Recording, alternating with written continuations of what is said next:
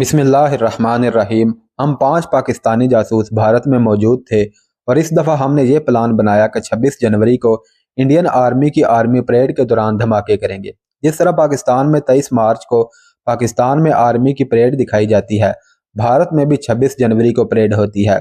इस कार्रवाई का हुक्म हमें पाकिस्तान से नहीं मिला था, बल्कि हम पांचों ने अपनी मर्जी से यह मंसूबा बनाया था ताकि भारत को नीचा दिखाकर उनको बेइज्जत किया जाए। हम अपनी तरफ से 26 जनवरी के इस्तकबाल के लिए अपनी तैयारियों में मशगूल थे और इस दौरान पाकिस्तान से 2 मरतबा डाक मिली और हमने अपनी डाक पाकिस्तान भेजी। यशवंत, जो कि इंडियन आर्मी के हेड क्वार्टर का क्लर्क था और उसे हमने अपने हाथ में कर रखा था, बाकायदगी से इंडियन आर्मी की डाक का पैकेट खुफिया तौर पर मेरे साथियों के हवाले करता और हर बार 2000 लेता था। पाकिस्तान से ट्रांसमीटर पर भी हमारी हैरियत पूछी जाती। हर काम मामूल के मुताबिक हो रहा था। बशीर ने थर्मास के 6 खोल मेरे कहने के मुताबिक बनाए थे और चारों लड़कों को उनके मिशन बता दिए गए। आइंदा पीर को मेरे न्यू कॉन्टैक्ट ने मुझे 6 टाइम बम और 1 लाख रुपया दिया। मैं या मेरे साथी बज़ाहिर मिशन में हिस्सा नहीं ले रहे थे, लेकिन जंग के दिनों की तरह साथियों का घर ऑपरेशन रूम बन गया था, जहां पर बाहमी फैसले होते थे। मैं तकरीबन हर रोज बशीर के गिराज जाने लगा। चारों लड़के भी वहां आ जाते थे और मैं उन्हें मिशन के दौरान पेश आने वाले हालात और उनसे निपटने के तरीके बताने लगा और हंगामी सूरत हाल से कैसे बाहर निकलना है। उन लड़कों की दलेरी और खुशी खुशी मेरी हदायत पर अमल करने बार बार रिहर्सल के बावजूद बिल्कुल फ्रेश रहते थे। मुझे यकीन हो गया कि ये लड़के अपना अपना मिशन ज़रूर कामयाबी से पूरा करेंगे। जनवरी के तीसरे हफ्ते में हमने उन्हें 2 टाइम बम ला कर दिए और उन्हें ऑपरेट करने की बार बार मशक करवाई। मैंने उन्हें टाइम बम पर 20 मिनट का टाइम लगाने की भी बार बार मशक करवाई और टाइम बम कार्गो सेक्शंस में कार्गो के बड़े बड़े बंडलों के नीचे रखने की हदायत की और कार्गो सेक्शन में दाखिल होने के लिए उन्हें बताया कि एजेंट अक्सर सामान बुक करवाने और छुड़ाने के लिए आते हैं। वह उनके हमरा ही उनके साथी के तौर पर दाखिल हों तो उन्हें बड़ी आसानी रहेगी। अचानक तबीयत खराबी का बहाना करके किसी बड़े कार्टन पर बैठ जाएं और थैला जिसमें बम रखा होगा उसको छुपाकर टाइम स्विच ऑन करके पिछले कार्टन के पीछे रख दें और फिर जल्द अज जल्द वहां से निकलें और ख्याल रखें कि 20 मिनट में आप एयरपोर्ट या कम अज कम कार्गो सेक्शन से निकलकर मेन टर्मिनल तक पहुंच जाएं और जितनी जल्दी मुमकिन हो सके एयरपोर्ट से जितना दूर जा सकते हो चले जाएं। पालम एयरपोर्ट पर आरफ उन्हें 2 मरतबा लेकर गया और कार्गो सेक्शन में ले जाकर हकीकतन उन्हें वहां का माहौल दिखाया। उसने सिलेक्शन के एक कारकुन से पूछा कि रोज कितने कार्गो आते हैं और कुछ और मालूमात ली और वापस आ गए। बम्बई के मुतल्लिक हमने फैसला किया कि 2 लड़के जाएं, एक मिशन पूरा करे और दूसरा उसे कवर देगा। बशीर ने उन्हें 4 पिस्तौल भी दिए। अगर रश ज्यादा हो तो हवाई फायर करें और अगर कोई जवाबी फायर करे तो उसे गोली मारकर वहां से निकलने की कोशिश करें। 18 जनवरी को 2 लड़के बदरिया ट्रेन बम्बई रवाना हो गए।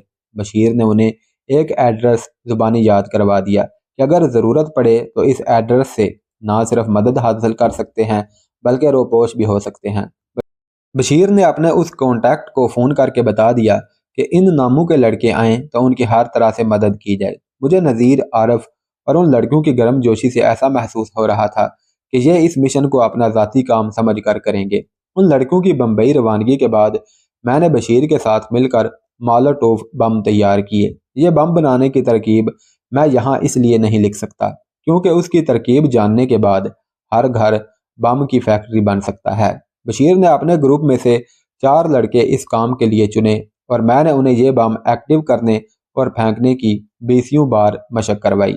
25 जनवरी को जब हम मिले तो पालम एयरपोर्ट और परेड पर जाने वाले लड़के बिल्कुल तैयार खड़े थे।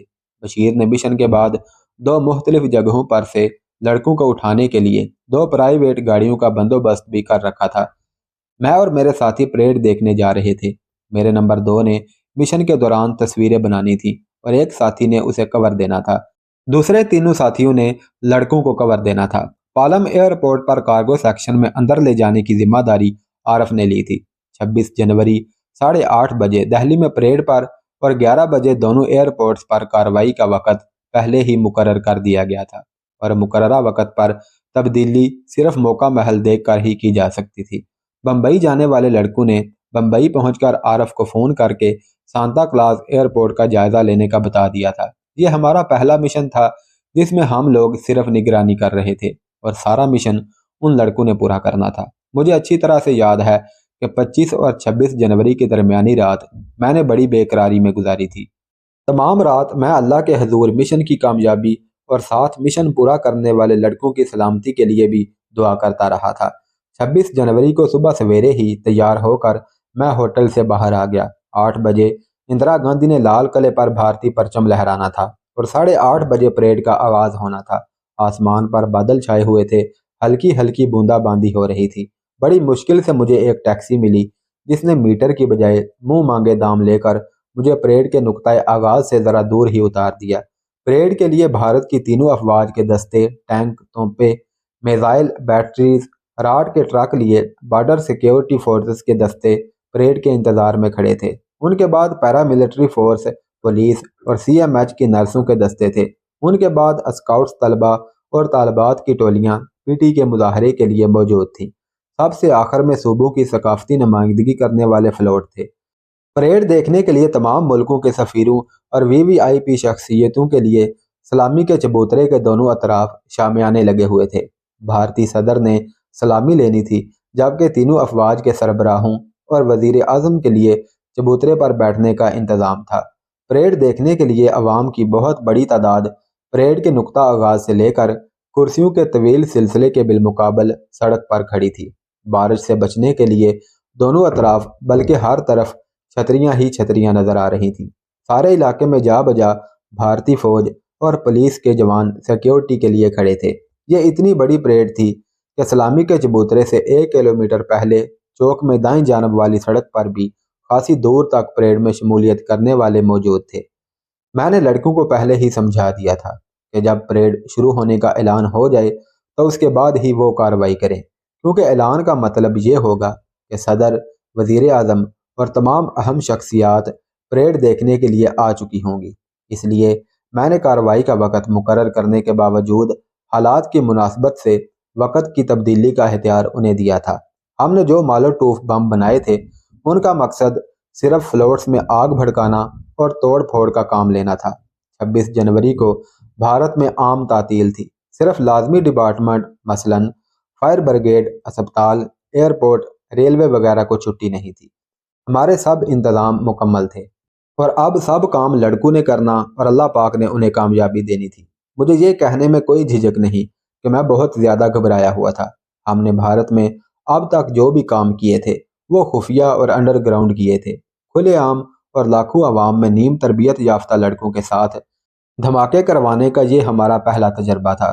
بھارتی سیکیورٹی کا فل دھیان پریڈ، مسلح افواج اور فوجی اسلحہ کی حد تک تھا، اس لیے پریڈ میں شامل دستوں کی سیکیورٹی بہت کم تھی اور فلوٹوں پر تو بہت اکا دکا پولیس کے سپاہی نظر آتے تھے۔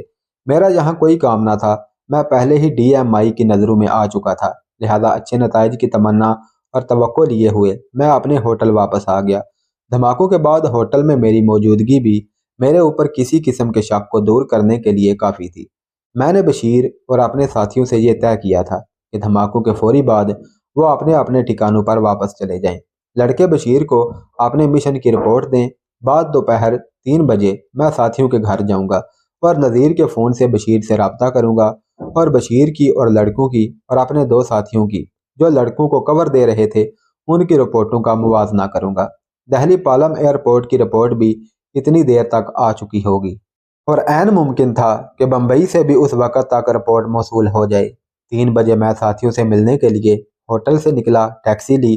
مجھے نئی دہلی سے پرانی دہلی جانا تھا۔ راستے میں کئی سگنل آتے تھے۔ ایک سگنل پر جب ٹیکسی رکی تو اخباروں کے ضمیمے بیچنے والا چلا چلا کر ضمیمے بیچ رہا تھا۔ انگریزی کا صرف ایک ضمیمہ ملا، باقی سب ہندی کے تھے۔ ضمیمے میں شہ سرخیوں میں 4 فلوٹس پر دھماکے، آگ لگنے اور فلوٹوں پر موجود 20 سے زائد افراد کے زخمی ہونے کی خبر تھی۔ دوسری سرخی میں پالم ایئرپورٹ میں کارگو سیکشن میں دھماکے اور چھت گرنے کا لکھا تھا۔ اخبار میں یہ بھی لکھا تھا کہ 2 دھماکوں والی جگہوں پر کوئی گرفتاری عمل میں نہیں آئی اور پولیس کارگو سیکشن کے عملے کو حراست میں لے کر پوچھ گچھ کر رہی ہے۔ فلوٹوں پر دھماکوں کی وجہ سے افراتفری میں لوگوں کے بھاگنے کی وجہ سے کئی لوگ گر کر زخمی ہوئے تھے۔ جو خبر میں سننے کے لیے ساتھیوں کے پاس جا رہا تھا، اس کا کچھ حصہ تو مجھے زمین میں ہی مل گیا تھا۔ یہاں پر میں قارئین کو 2 جگہوں پر دھماکوں کے متعلق کچھ بتانا چاہتا ہوں۔ کارگو سیکشن میں دھماکہ کرنے والے لڑکے کو میں نے یہ ہدایت کی تھی کہ بم کو آن کر کے کارگو سیکشن کے ڈبوں کے پیچھے پھینک دے، اس سے دھماکے کی شدت میں کمی ہوتی ہے۔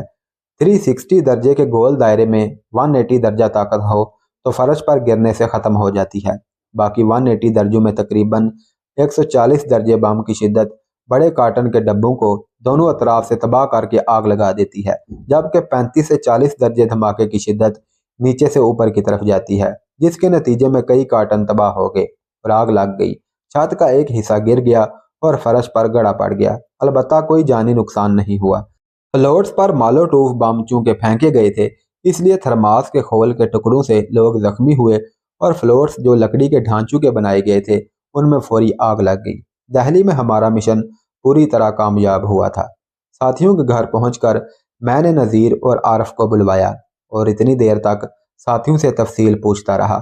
ہم نے جو مالوٹوف بم بنائے تھے وہ عام مالوٹوف بموں کی نسبت اپ گریڈ تھے۔ ساتھی اس بم کی کارکردگی پر حیران تھے۔ انہوں نے بتایا کہ چاروں لڑکوں نے تھرماس یکے بعد دیگرے فلوٹوں پر اچھالے، بم زوردار دھماکوں سے پھٹے اور ان کے ٹکڑوں نے نہ صرف فلوٹوں پر کھڑے حصہ لینے والوں کو زخمی کیا بلکہ پریڈ دیکھنے والے بھی زخمی ہوئے۔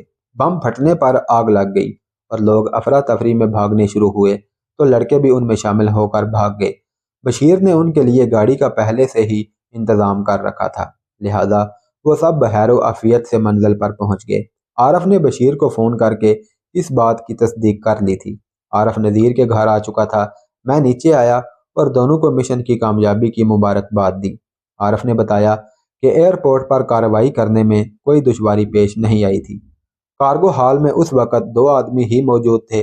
لڑکے نے کارٹنز دیکھتے ہی بم آن کر لیا اور اچانک ایک کارٹن پر بیٹھ گیا جیسے کسی کا انتظار کر رہا ہو۔ موقع ملتے ہی اس نے بم والا تھیلا کارٹنوں کے پیچھے پھینک دیا۔ اس نے اسٹاف سے کہا کہ مجھے 11 بجے یہاں ایک کلیئرنگ ایجنٹ نے ملنے کا کہا تھا، لیکن مجھے ایک ضروری کام سے واپس جانا ہے، کوئی آ کر میرا پوچھے تو کہنا کہ چندر آ کر چلا گیا ہے۔ یہ کہہ کر لڑکا باہر چلا گیا۔ میں ایئرپورٹ سے باہر گاڑی میں اس کا انتظار کر رہا تھا۔ وہ بمشکل گاڑی میں ہی بیٹھا تھا کہ اچانک ایک زوردار دھماکے کی آواز سنائی دی۔ ہمارا کام مکمل ہو چکا تھا اور ہم واپس آ گئے۔ گاڑی بشیر نے بھیجی تھی۔ میں راستے میں اتر گیا۔ گاڑی لڑکے کو لے کر نذیر کے گھر چلی گئی۔ اب تک مجھے بمبئی کے علاوہ ساری رپورٹ مل چکی تھی۔ نذیر کے فون سے بشیر سے رابطہ کیا گیا تو اس نے بتایا کہ ابھی تک بمبئی سے کوئی خبر نہیں آئی۔ میں نے بشیر کو کہا کہ بمبئی سے جو بھی خبر آئے اسے خفیہ الفاظ میں عارف کو بتا دے۔ نہ جانے مجھے کیوں محسوس ہو رہا تھا کہ دہلی میں لوگوں کے ٹیلی فون پر آبزرویشن لگ چکی ہوگی۔ میں نے نذیر کے گھر چائے پی اور ساتھیوں کو بتا کر اپنے ہوٹل چلا آیا۔ دوسرے روز میں ابھی کمرے میں ہی تھا کہ میرے نمبر 2 کا فون آیا اور اس نے ہمارے طے شدہ کوڈ میں بتایا کہ چائے کی 2 پیٹیاں بغیر ٹوٹ پھوٹ کے گودام میں پہنچ گئی ہیں۔ اس کا مطلب یہ تھا کہ بمبئی گئے ہوئے لڑکے اپنا مشن مکمل کر کے بمبئی میں موجود محفوظ ٹھکانے پر پہنچ گئے ہیں۔ مجھے ان کی طرف سے بھی تسلی ہوئی تو میں نے ناشتہ کمرے میں منگوا لیا اور اپنے مقرر کردہ 2 اخبار ٹریبیون اور ٹائم آف انڈیا دیکھنے شروع کر دیے۔ دونوں اخباروں کے فرنٹ پیج پر پریڈ کے دوران دھماکے، دہلی ایئرپورٹ پر دھماکہ اور بمبئی سانتا کلاز ایئرپورٹ پر دھماکوں اور تصویروں سمیت خبریں چھپی تھیں۔ ٹریبیون نے تو اپنے اداریے میں صاف لکھا تھا کہ 26 جنوری کو بمبئی اور دہلی میں دھماکے پاکستانی ایجنٹ یا سکھ آزادی پسندوں نے کیے ہیں۔ ٹائم آف انڈیا نے شاندار پریڈ کو لاپرواہی قرار دیتے ہوئے کہا کہ ایسی نمائشی پریڈوں کی بجائے ہمیں اپنی سیکیورٹی پر توجہ دینی چاہیے۔ دشمن ہمارے اتنے اندر گھس آیا ہے کہ اتنی بے خوفی سے کارروائیاں کر رہا ہے جس کی مثال نہیں ملتی۔ پریڈ کے دوران یہ حادثہ دہلی اور بمبئی کے ایئرپورٹس پر دھماکے دراصل ہمارے منہ پر تمانچہ ہے۔ ابھی 31 دسمبر کے تمانچے کی گونج ختم نہیں ہوئی تھی کہ 26 جنوری کو دوبارہ ہماری نااہلی کی وجہ سے تمانچے کھانے پڑے۔ مجھے انگریزی جو بھی اخبار اس خبر کے حوالے سے ملے وہ میں نے پاکستان بھجوانے کے لیے لے لیے۔ ان دھماکوں کی خبر BBC نے بھی نشر کی تھی اور مجھے یقین تھا کہ تمام ممالک کے سفیروں نے اپنے ملک میں یہ خبر لازمی سنائی ہوگی۔ یہاں میں یہ عرض کرتا چلوں کہ پاکستان کی طرف سے ہمیں یہ دھماکے کرنے کی کوئی ہدایت نہیں ملی تھی۔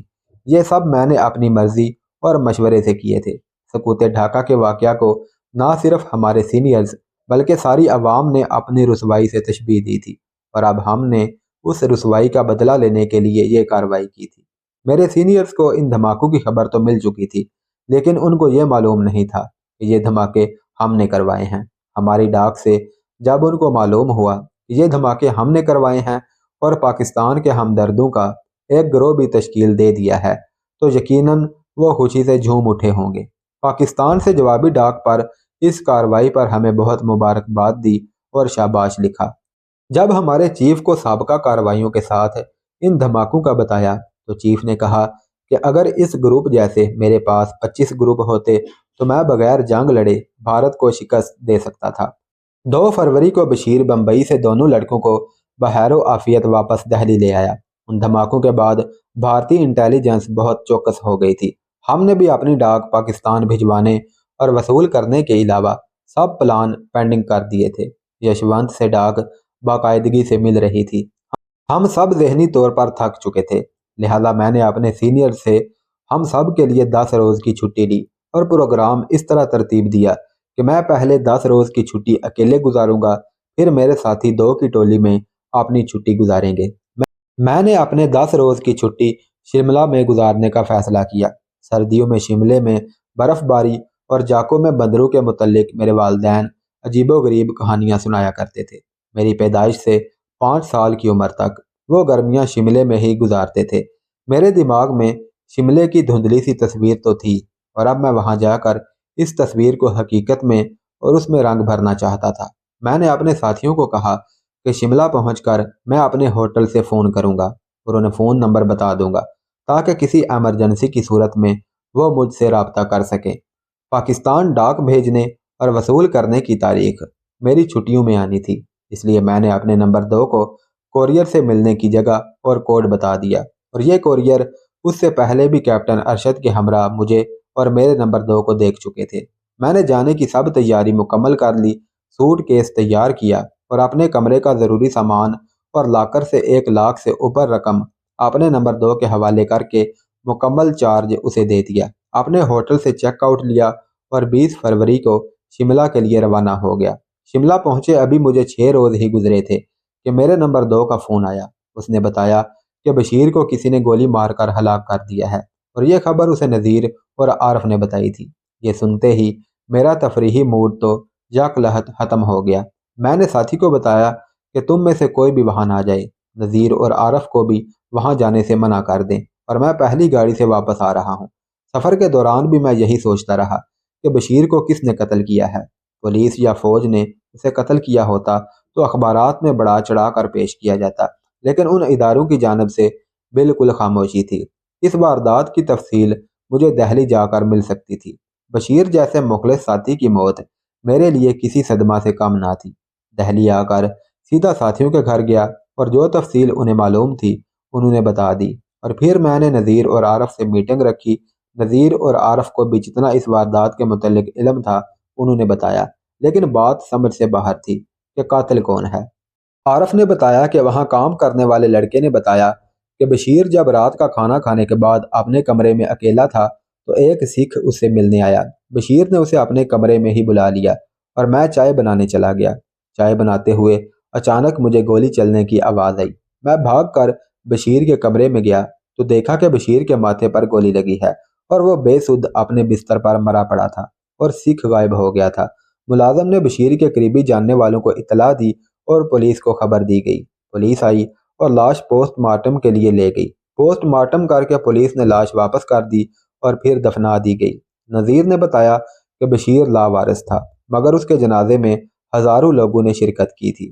دکھ اور غم کا احساس اپنی جگہ، مگر میں بشیر کے قتل کو اندھا قتل قرار دیے جانے کو بالکل تیار نہ تھا۔ میرے دماغ میں بار بار ایک بات گھوم رہی تھی کہ بشیر دن کے وقت بھی اپنی جان پہچان کے سوا کسی سے نہیں ملتا تھا۔ اس نے رات میں ایک انجان شخص کو کیسے اپنے کمرے میں آنے دیا اور پھر ملازم کو چائے بنانے کے لیے بھیج دیا تھا۔